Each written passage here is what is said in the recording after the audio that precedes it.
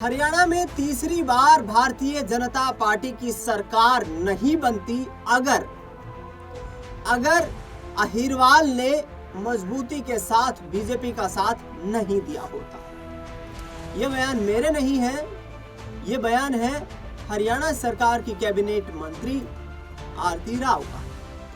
पिछले दिनों जिस तरीके से कैबिनेट मंत्री आरती राव के चंडीगढ़ आवास पर केंद्रीय कैबिनेट मंत्री और अहिरवाल के दिग्गज नेता कद्दावर नेता राव इंद्रजीत सिंह ने जो डिनर पार्टी बुलाई और उस डिनर पार्टी में 12 विधायकों को बुलाया, उसके बाद राव इंद्रजीत सिंह को लेकर लगातार ये चर्चाएं हैं कि राव इंद्रजीत सिंह आगे आने वाले वक्त में क्या हरियाणा में सत्ता का तख्ता पलट करने की तैयारी कर रहे हैं।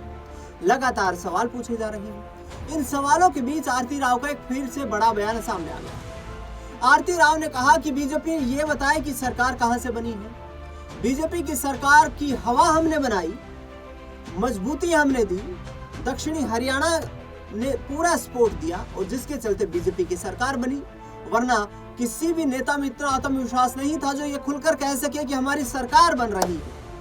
तमाम एग्जिट पोल के दावे, तमाम राजनीतिक विश्लेषण फेल हो गए।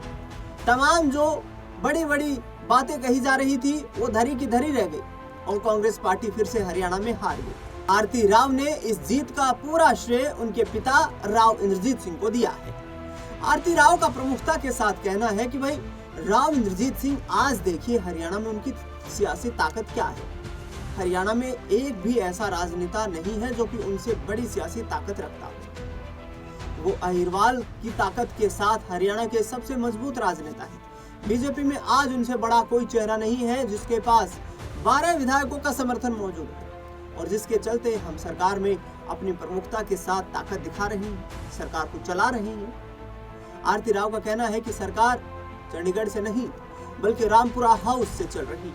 रामपुरा हाउस राव इंद्रजीत सिंह का पैतृक आवास है जो कि स्वतंत्रता महान सेनानी राव तुलाराम की विरासत है और जिसको आगे बढ़ा रहे हैं। उनके पिता ने पहले आगे बढ़ाया और अब राव इंद्रजीत सिंह की दूसरी पीढ़ी यानी कि आरती राव की भी राजनीतिक शुरुआत हो चुकी है। दरअसल बता दें आपको कि राव इंद्रजीत सिंह के इन तेवर को देख करके बीजेपी संगठन में भी लगातार चर्चाएं हो रही है कि राव इंद्रजीत सिंह आगे क्या करने वाले हैं।